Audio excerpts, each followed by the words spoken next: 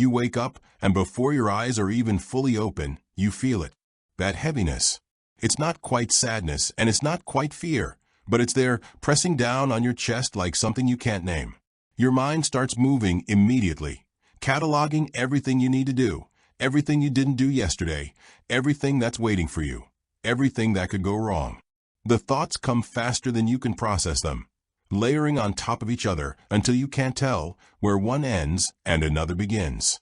Your breathing feels shallow. Your body feels tight. And underneath all of it, there's this quiet voice saying, "It's too much. I can't do this. I don't know where to start. I'm already behind." This is what overwhelm feels like. It's not just stress. It's not just being busy. It's the sensation of drowning in your own life, of being asked to carry more than your arms can hold, of standing at the base of a mountain you're supposed to climb, but you can't even see the top, and you're not sure you have the strength to take the first step. If this is how you feel, not just sometimes, but a lot of the time, maybe even most of the time, I want you to know that you're not alone. You're not broken. And there's a reason your nervous system keeps ending up here. And once you understand why, you can start to shift it. Overwhelm isn't just a feeling. It's a state your nervous system enters when it perceives that the demands on you exceed your capacity to meet them. Your brain is constantly doing this invisible calculation, weighing what's being asked of you against what resources you have available. And when the equation doesn't balance, when there's too much input and not enough bandwidth, your system starts sending alarm signals. Your amygdala, the part of your brain that scans for danger, interprets this imbalance as a threat. Not a physical threat, but a threat to your ability to cope, to survive emotionally, to maintain control. And so it activates your stress response, flooding your body with cortisol and adrenaline, the same chemicals that would help you run from danger. But here's the problem. You're not running from anything. You're trying to answer emails and make decisions and show up for people and manage responsibilities. And your body is in a state designed for immediate physical action. Your heart races, but you're sitting still. Your muscles tense, but there's nowhere to go. Your thoughts speed up, but they're not solving anything. They're just spinning. This is the biological reality of overwhelm. Your nervous system is trying to protect you, but the way it's protecting you is actually making everything harder. There's also something called cognitive overload, and this is a huge piece of why you feel the way you do. Your brain has a limited amount of working memory, which is like a mental workspace where you hold and process information. Think of it as a desk with only so much surface area. When you're not overwhelmed, you can lay out a few things on that desk, work with them, make decisions, and then put them away. But when you're overwhelmed, it's like someone keeps piling more and more papers on that desk until you can't see the surface anymore. You can't find what you need. You can't focus on any one thing because everything is demanding your attention at once. And the more you try to sort through it all, the more exhausted you become. This is why overwhelm doesn't just feel emotional. It feels cognitive. It feels like your brain is too full, like you can't think clearly, like even simple decisions become impossible because there's just no space left to process them. And then there's decision fatigue. Every single day, you're making hundreds of micro decisions. What to wear, what to eat, what to respond to first, whether to say yes or no, whether to rest or push through, whether to deal with this now or later. Each decision, no matter how small, uses up a little bit of your mental energy. And when you're already anxious, when your nervous system is already running hot, you're starting the day with less energy in the tank. So by the time you get to the bigger decisions, the ones that actually matter, you're depleted. You don't have the clarity or the confidence to choose. And so you either avoid choosing altogether, which creates more stress, or you make a choice and then immediately second-guess it, which also creates more stress. Either way, you end up feeling paralyzed, and the paralysis makes you feel like you're failing. And the feeling of failing makes the overwhelm even worse. It's a loop, and it's exhausting. And the hardest part is that most people don't even realize how much of their emotional exhaustion is coming from this invisible weight of constant decision-making. There's something else underneath all of this, something quieter but just as powerful, and that's emotional residue. Every interaction you have, every piece of news you consume, every worry you carry, every moment of tension or disappointment or fear leaves a trace in your nervous system. And when you don't have time or space to process those emotions, to feel them and release them, they accumulate. They layer up inside you like sediment, and over time, that unprocessed emotional material becomes a background hum of tension that you carry everywhere. You might not even be consciously thinking about the difficult conversation you had last week or the thing that scared you last month, but your body remembers. Your nervous system is still holding it. And so you walk through your days carrying this invisible weight, and then you wonder why everything feels so heavy, why even small tasks feel like too much. It's because you're not just dealing with today. You're dealing with everything you haven't had the capacity to process from all the days before. And for those of you who are anxious, who have always been anxious, there's an added layer. Anxious brains are more sensitive to threat, more attuned to what could go wrong, more vigilant about scanning for danger. This isn't a flaw. It's actually a survival mechanism that served our ancestors well. But in the modern world, where the threats are mostly psychological rather than physical, this heightened sensitivity means you're constantly picking up on things that other people might not notice. You notice the slight shift in someone's tone. You notice the thing that needs to be done that no one else has acknowledged. You notice your own thoughts spiraling and you try to control them, which takes energy, which depletes you further. Your baseline level of activation is higher, which means you reach overwhelm faster and more frequently. And because overwhelm feels so bad, because it's so uncomfortable, you try to avoid it by controlling everything, by staying on top of everything, by never letting yourself rest, because rest feels dangerous when there's so much to do. But this strategy, this constant vigilance, this refusal to pause, is actually what keeps you trapped in a cycle. You can't think your way out of overwhelm. You can't control your way out. You have to feel your way out, and that requires something most of us are terrified of. It requires slowing down. So let's do that together right now. Let's slow down. Not because everything is done, not because you've earned it, but because your nervous system desperately needs it, and you're not going to be able to access clarity or calm or capacity until you give yourself permission to stop. Right now, wherever you are, just notice your body. Notice if you're holding tension anywhere. Are your shoulders up by your ears? Is your jaw clenched? Are your hands tight? Are you holding your breath? Just notice. You don't have to fix anything yet. Just bring your awareness to what your body is doing. This is the first step out of overwhelm. Not doing more, but noticing what is. Because overwhelm lives in your thoughts, in that spinning, racing, never-ending mental chatter. But your body is here in this moment. And when you bring your attention to your body, you start to anchor yourself in the present instead of being swept away by the current of your mind. Now let's work with your breath, because your breath is the bridge between your conscious mind and your autonomic nervous system.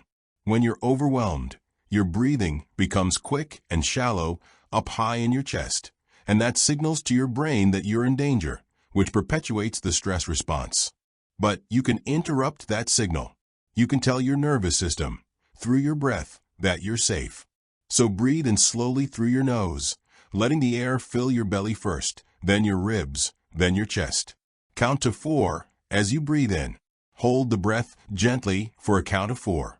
And then exhale slowly, even more slowly than you inhaled, for a count of 6 or even 8 if you can.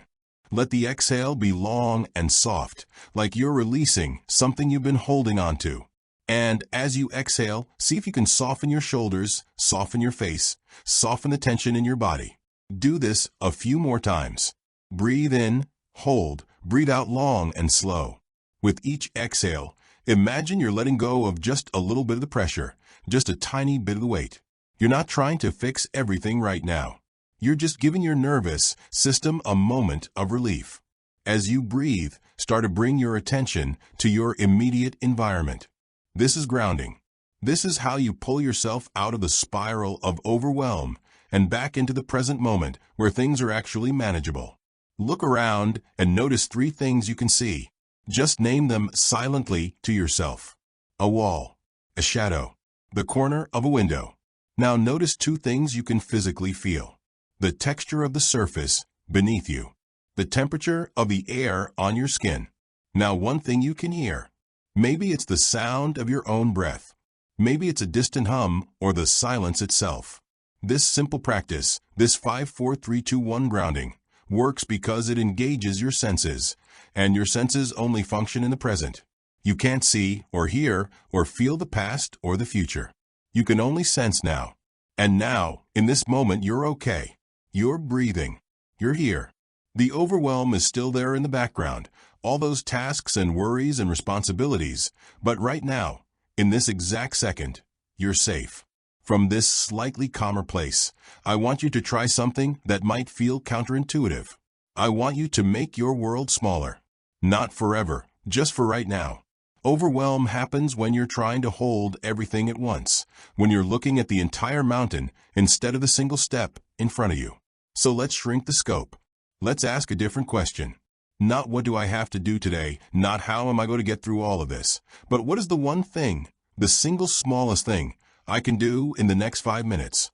Not the most important thing, not the thing that would make the biggest difference. The easiest, smallest, most gentle thing. Maybe it's drinking a glass of water. Maybe it's making your bed. Maybe it's opening a window to let in fresh air. Maybe it's writing down one thought that's been circling in your head just to get it out of your mind and onto paper. It doesn't matter what it is. What matters is that you're narrowing your focus down to something so small that it doesn't trigger more overwhelm. And then you do that one thing. You just do it. Not perfectly, not efficiently, just gently, with as much presence as you can muster. And here's what happens when you do this.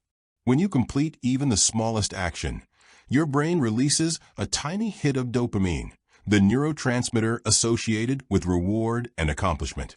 That little chemical boost makes the next small thing feel slightly more possible. You're not trying to solve everything. You're just trying to create a little bit of momentum, a little bit of proof that you can still move, still act, still function, even when everything feels like too much. And with each small thing, the overwhelm loosens its grip just a fraction. Not because the tasks have disappeared, but because you're no longer trying to hold them all at once. You're learning to work with one thing at a time, to be present with what's actually in front of you instead of what's looming in the distance. Now let's talk about what you need to release, because part of why you feel overwhelmed all the time is that you're carrying things that were never yours to carry. You're carrying the expectation that you should be able to do it all. You're carrying the belief that if you can't keep up, if you need help, if you have to say no, then you're failing. You're carrying the fear of disappointing people, of letting them down, of not being enough. And these beliefs, these invisible burdens, they're heavier than any task on your to-do list. So let's set them down, just for a moment. You don't have to do it all. You were never supposed to do it all. Human beings are not designed to operate at maximum capacity all the time. You need rest. You need space. You need moments where nothing is expected of you. And needing those things doesn't make you weak or lazy or insufficient. It makes you human. There's this pervasive cultural message that productivity equals worth, that busy equals important, that struggling means you're not trying hard enough. And if you've internalized that message, if you've built your sense of self around how much you can accomplish, then of course you feel overwhelmed. You're trying to prove your worth through output. And there's no amount of output that will ever feel like enough, because the problem isn't what you're doing. The problem is the belief that you have to earn your right to exist through constant achievement. But you don't. Your worth isn't conditional. It's not something you have to prove or maintain or defend. You're valuable simply because you're here, because you're a human being with inherent dignity. And the sooner you can start to internalize that truth, the sooner the overwhelm will start to ease, because the stakes won't feel so impossibly high anymore. Let me tell you what happens when you start to release the pressure, when you start to give yourself permission to be human instead of perfect. At first, it might feel scary. It might feel like if you stop pushing so hard, everything will fall apart. But what actually happens is that you start to access parts of yourself that have been shut down by stress. Your creativity comes back. Your clarity comes back. Your ability to connect with other people and with yourself comes back. You start to notice things you've been too overwhelmed to see. The way the light looks at a certain time of day. The sound of your own laughter. The relief of taking a full breath. These small moments of presence, of actually being in your life instead of just surviving it, they start to accumulate. And slowly, you realize that you don't have to live in a constant state of overwhelm, that there's another way. It's not about doing less, necessarily, though sometimes it is. It's about doing things differently. It's about working with your nervous system instead of against it. It's about honoring your capacity instead of constantly exceeding it. Here's a practice that can help you prevent overwhelm before it spirals. At the end of each day, take just 5 minutes to do a mental and emotional clearing. Sit quietly and ask yourself, what am I still carrying from today? What emotions haven't I processed? What tension am I holding? And then give yourself permission to feel whatever comes up. If it's sadness, let yourself feel sad. If it's frustration, let yourself feel frustrated. If it's fear, let yourself feel afraid. You don't have to do anything with these feelings. You don't have to solve them or understand them or make them go away. You just have to acknowledge them, feel them in your body, and then let them move through you. Emotions are called emotions because they're meant to be in motion. When you hold them in, when you push them down because you don't have time to deal with them, they get stuck. And that stuck emotional energy is part of what creates the background hum of overwhelm. But when you give yourself just a few minutes each day to process and release, you prevent that accumulation. You clear the residue before it becomes a weight. Another thing that helps is getting really honest about your capacity. Most of us wildly overestimate what we can do in a day and underestimate what we can do in a year. We pack our schedules full, we say yes to everything, we commit to more than is humanly possible, and then we feel like failures when we can't keep up. But what if you started from a place of realism instead of aspiration? What if you looked at your day and asked, given my energy level, given my emotional state, given the resources I actually have available, what is truly possible today? Not what should be possible, not what you wish was possible, but what is actually, realistically, doable. And then what if you structured your day around that honest assessment instead of around an impossible ideal? You'd probably accomplish less in any given day, but you'd feel less overwhelmed. You'd be more present. And over time, you'd actually accomplish more because you wouldn't be burning out every few weeks and needing days to recover. This is what sustainable living looks like. Not pushing yourself to the edge of your capacity every single day. Not waiting until you're completely depleted to rest. Not wearing overwhelm like a badge of honor because at least it means you're trying hard. But instead, learning to pace yourself. Learning to recognize the early signs of overwhelm before it becomes a crisis. Learning to say no, to ask for help, to adjust your expectations, to prioritize your well-being not as a luxury, but as a necessity. Because here's the truth. You can't pour from an empty cup. You can't show up for your life, for your work, for the people you love, if you're running on fumes. And the world doesn't need you to be a martyr. It needs you to be whole. So if you're feeling overwhelmed right now, if you've been feeling overwhelmed for so long that you can barely remember what it's like to feel clear and calm and capable, I want you to hear this. It doesn't have to be this way. You're not destined to spend your life drowning. You can learn to float. You can learn to swim. You can learn to recognize when the water is rising and step out before it covers your head. It starts with the small things, with breathing, with grounding, with shrinking your focus down to what's actually in front of you, with releasing the pressure to be perfect and giving yourself permission to be human, with processing your emotions instead of stockpiling them, with being honest about your capacity and respecting it instead of constantly exceeding it. These practices, these tiny acts of self-compassion and nervous system care, they add up. They create space. They create clarity. They create a life where overwhelm is the exception instead of the rule. You deserve that. You deserve to feel like you can breathe. You deserve to feel like your life is something you're living instead of something that's happening to you. And it's possible. One small, gentle, compassionate step at a time. You're not alone in this. And you're going to be okay.